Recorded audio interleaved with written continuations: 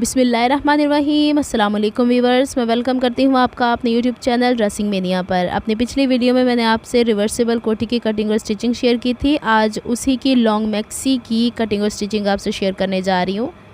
जो हमारे पास बॉडीज़ का फैब्रिक था उससे तो हमने रिवर्सिबल कोटी बना ली थी, लेकिन उसके अलावा जो हमें एक्स्ट्रा फैब्रिक दिया गया था, जो इसके घेर के लिए या फिर इसकी चुन्नटों के लिए दिया गया था, जो फ्लेयर कहलाता है, वो काफ़ी ज़्यादा था। इसलिए मैंने उसी की चौड़ाई से बॉडीज़ का फैब्रिक निकाल लिया है।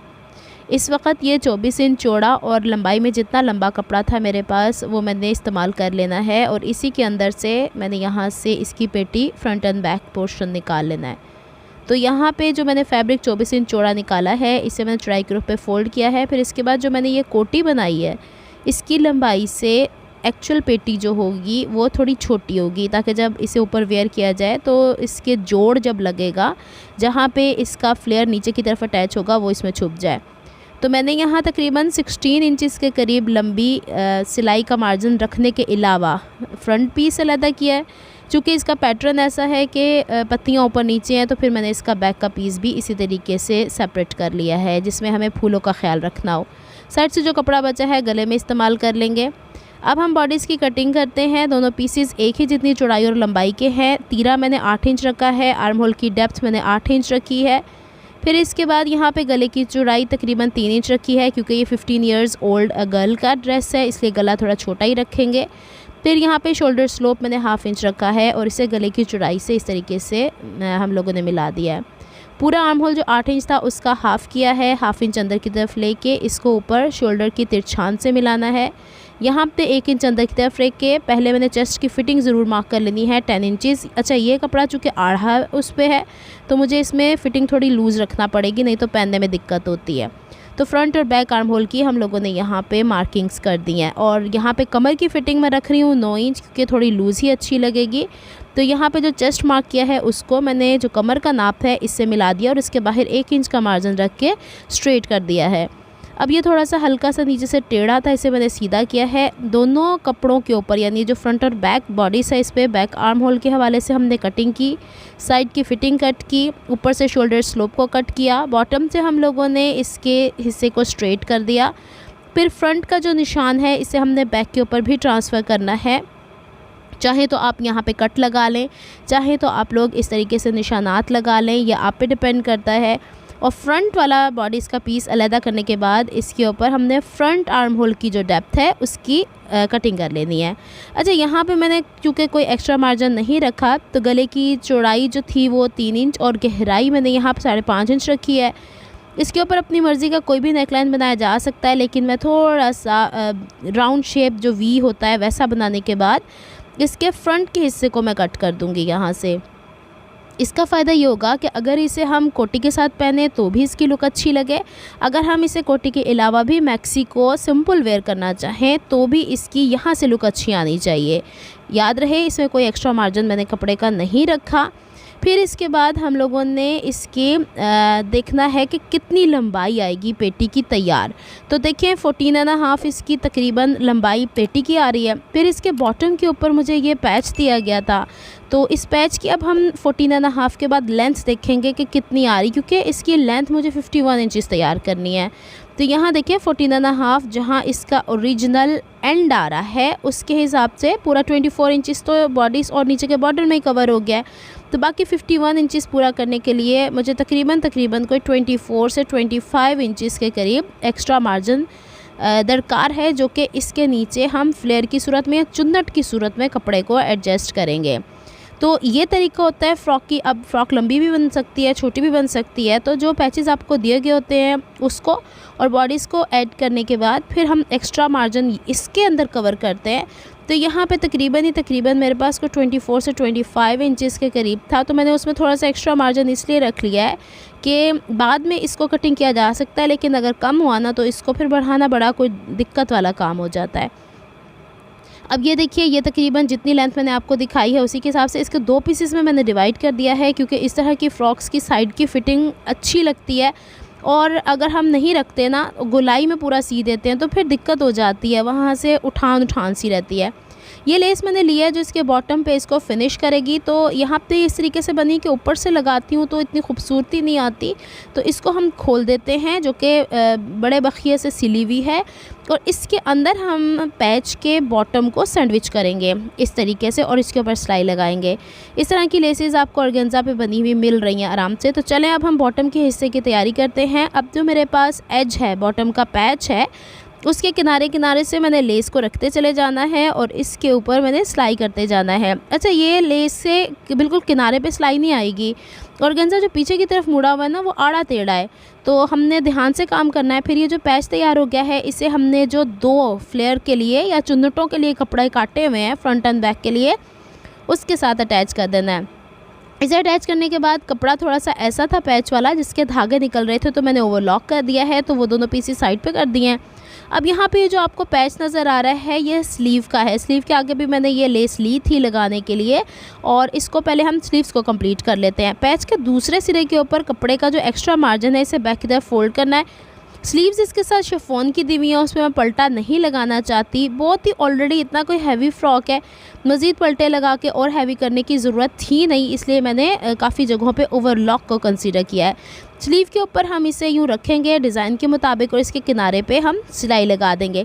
अब देखिए सारे का सारा मार्जिन पैच की तरफ आ गया है, और पैच जो है ऑलरेडी वो फैब्रिक का है, यानी ऐसा फैब्रिक है जो कि मोटा है, तो वो इतना दिखेगा नहीं। तो इसे मैंने आयरन कर लिया है और एक्स्ट्रा शिफॉन का कपड़ा जो बड़ा छोटा है उसको मैंने कट कर लिया। ओवरलॉक भी किया जा सकता है, ये मर्ज़ी होती है। अब हम लोगों ने बॉडीज़ जो तैयार की थी, इसके फ्रंट और बैक के ऊपर फ्यूजिंग जो ड्रेस के ऊपर होती है बारीक वाली, वो कर लिया है। शोल्डर को स्टिच कर लिया है।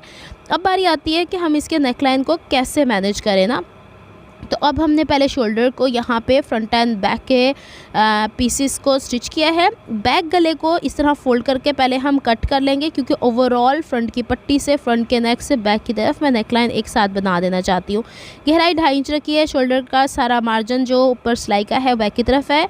अब मैंने उरे पट्टी ली है 1.5 इंच चौड़ी, उसे मैंने 1/2 इंच यूँ फोल्ड किया है। इसको उसी तरीके से पाइपिंग लगाएंगे जैसे हम लोग पहले पाइपिंग लगाया करते थे। इसमें सिलाई का कोई मार्जिन नहीं है, इसी वजह से इसके ऊपर डोरी पाइपिंग नहीं लगनी। जो हमने यहाँ पे पाइपिंग के लिए कपड़ा उरेप तैयार किया है, उसका सीधा हिस्सा बॉडीज़ के सीधे हिस्से से हम लोगों ने इस तरीके से अटैच करते जाना है कि कपड़ा थोड़ा बढ़ा रहे, पाइपिंग वाला कपड़ा। एक चीज़ और मैं यहाँ पे बता दूँ कि चूँकि मैंने फ्यूजिंग लगाई है, इसी वजह से ये पाइपिंग इसी तरह निकल के आई थी। अगर आप लोगों ने फ्यूजिंग नहीं लगानी तो जो ज़ीरो की बुकरम होती है, जिस किनारे किनारे पे ये पाइपिंग लग रही है, उस किनारे किनारे पे 1/2 इंच चौड़ी पट्टी आपने लगानी है। अगर ज़ीरो की नहीं लगानी तो जो आप लेडीज़ फ्यूजिंग नेकलाइन के लिए इस्तेमाल करते हैं वो लगाएंगे तो पाइपिंग बहुत खूबसूरती से आएगी। जो बिगनर्स हैं उन लोगों के लिए ये आइडिया ठीक रहेगा। अब चूँकि मैंने फ्यूजिंग लगाई हुई थी, इस वजह से मैं डबल फ्यूज़ क्या ही करती, इस वजह से मैंने इसी को लेकर चली हूँ। और यहाँ से एक चीज़ का ध्यान रखना है कि जहाँ गले का उभार है वहाँ पे उरे पट्टी थोड़ी ढीली ढीली रख के चलाएंगे, और जहाँ पे गले की गहराई, जैसे कि बैक के गले की गहराई होती है, वहाँ पे उरे पट्टी को थोड़ा सा आपने स्ट्रेच करना है। ये इसकी की होती है गले को सही बनाने की। और यहाँ पे छोटे छोटे पोर्शंस में मैं काम करती चली जा रही हूँ और बॉटम तक इसको स्टिच किया। देखिए जैसे कि गले की गोलाई फ्रंट की तरफ से जहाँ फ्रंट ओपन पट्टी आ रही है वहाँ पे हल्की सी मैंने गुलाई दी थी ना, तो वहाँ पे आपने थोड़ा इसको पट्टी के अंदर थोड़ा झोल दे के स्टिच करना है, अदरवाइज़ कहीं और इसको इतना ज़्यादा झोल देने की ज़रूरत नहीं है। चलें इसको हम वाइंड अप करते हैं। फिर इसके बाद ये जो उरे पट्टी है इसके बाहर की तरफ फोल्ड करके जहाँ पे सिलाई का मार्जिन था, इस तरीके की नोक की मदद से जहाँ पे सिलाई हो गई है वहाँ पे हमने इसकी क्रीज सी बिठा देनी है, या फिर यूँ कहें कि इसको प्रॉपरली प्रेस करेंगे तब भी ये यूँ पलट के इसके गढ़े के अंदर सिलाई आएगी तो पाइपिंग की खूबसूरती आएगी। मैंने यहाँ पे थोड़े से क्लिप्स ऐड किए हैं, आपने हाथ के हाथ इसे फ़ोल्ड करना है। अच्छा, इसकी फ़ोल्डिंग आप पे डिपेंड करती है, आप इंतहाई बारीक भी कर सकते हैं। मुझे ये बहुत बारीक तो नहीं अच्छी लगती, तो मैं थोड़ी सी इसको इसी तरीके से मोटी रखा करती हूँ। और इसकी गुलाइयों के ऊपर आपने एहतियात के साथ मशीन चलानी है, हाथ इसमें से फिसल सकता है। डोरी यहाँ पे जो पाइपिंग है उसके ऊपर सिलाई नहीं आनी चाहिए, बल्कि जो सिलाई लग के गढ़ा सा बना है उसके ऊपर हम लोग सिलाई करते चले जाएंगे।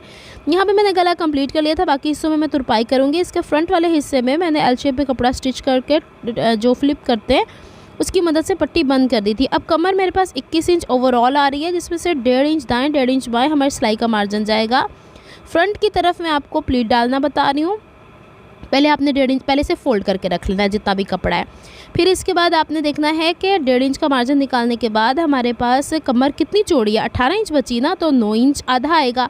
तो उसके बाद कितना एक्स्ट्रा मार्जिन है उसको आपने, अगर यहाँ पे 5 प्लीट्स डालनी है तो दोनों पोर्शंस को, जो कि 9 इंच आएगा और बाकी ये 15 इंच बचा है 1.5 इंच का साइड का, निकाल दीजिएगा।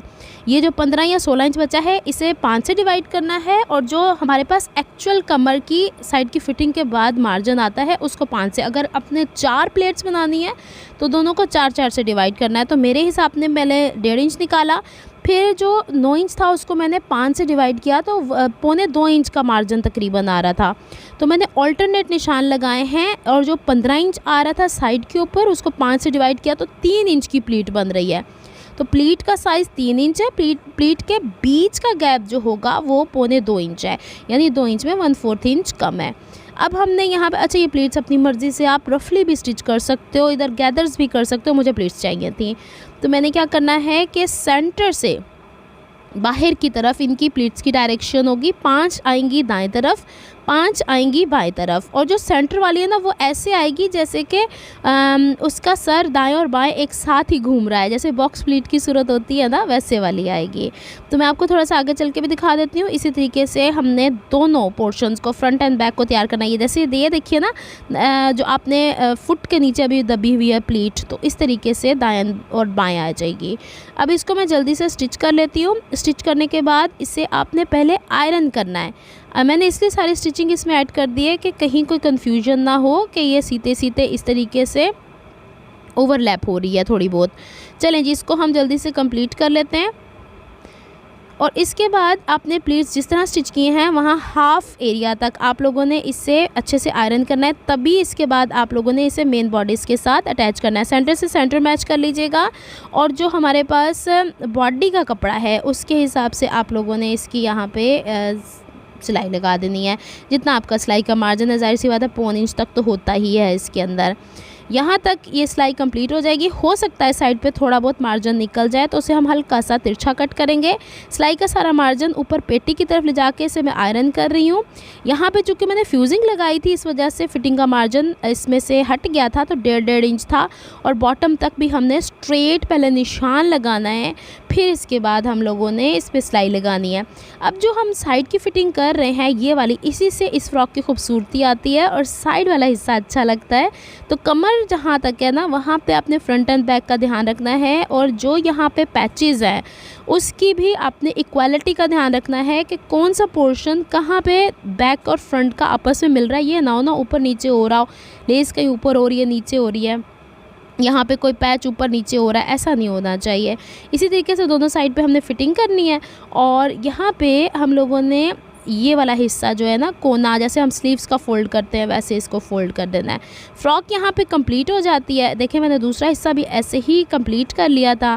फिर इसके बाद वही चीज़ कि आपको इसके पैटर्न्स का ध्यान रखना है। अब बारी आती है कि स्लीव्स को कैसे नापा जाता है। एक बहन ने कहा था ये भी बता दीजिएगा, तो वो भी लगे हाथ आप इसी वीडियो में सीख लें। तो ओवरऑल जो हमने पूरी स्टिच कर ली है फ्रॉक, इसका आर्म होल मैं कैसे मेजर करी हूँ देखिए, 18.5 से थोड़ा सा ज़्यादा आ रहा है। अब मेरे पास शिफॉन का कपड़ा है स्लीव्स का, तो मैं उस हिसाब से इसको रख के देख रही हूँ। इसमें एक्स्ट्रा मार्जिन मेरे पास 2 इंच का आता है।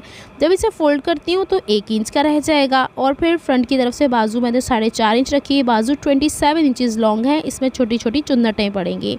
साइड की फ़िटिंग की है, और यहाँ पे भी मैंने एक एक चीज़ का ध्यान रखा है कि जो लेस हमारी जहाँ से स्टार्ट हो रही है एंड हो रही है, फिर इसके बाद इसे सीधा किया साइड की फ़िटिंग करने के बाद, और इसकी सिलाई को मेंटेन किया। अब देखिए फ्रॉक का फ्रंट वाला हमारे पास आर्म होल का हिस्सा ऊपर है, फ्रॉक उल्टी कर लेनी है, बाजू सीधी रहने देनी है।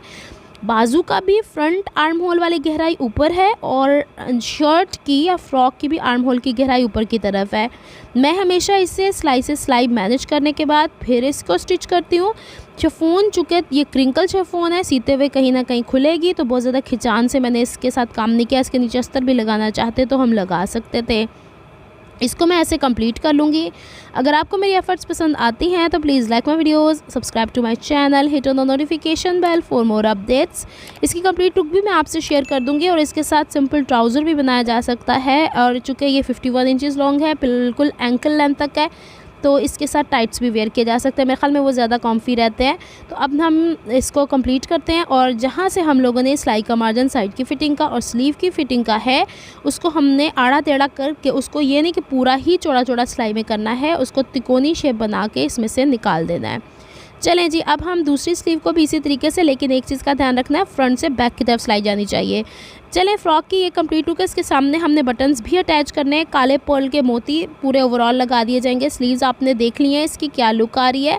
इसकी चुन्नटें या प्लीट्स को देख लें इस तरीके से, इसके बॉटम के ऊपर ये काफ़ी अच्छा घेर आ गया है इसका, और बनारसी की वजह से इसका लुक अच्छा आ रहा है। टीनेज गर्ल्स के लिए ये परफेक्ट कॉम्बिनेशन है। बैग जहाँ मुझे ज़रूरत पड़ी मैंने ओवरलॉक कर दिया, क्योंकि इतने ऊंचे पैच को मैं क्या ही यहाँ पे पलटे लगाती।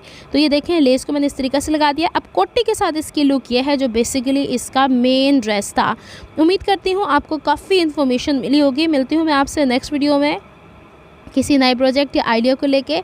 तब तक के लिए दुआओं में याद रखिएगा, अपना बहुत सारा ख्याल रखिएगा। अल्लाह हाफिज़।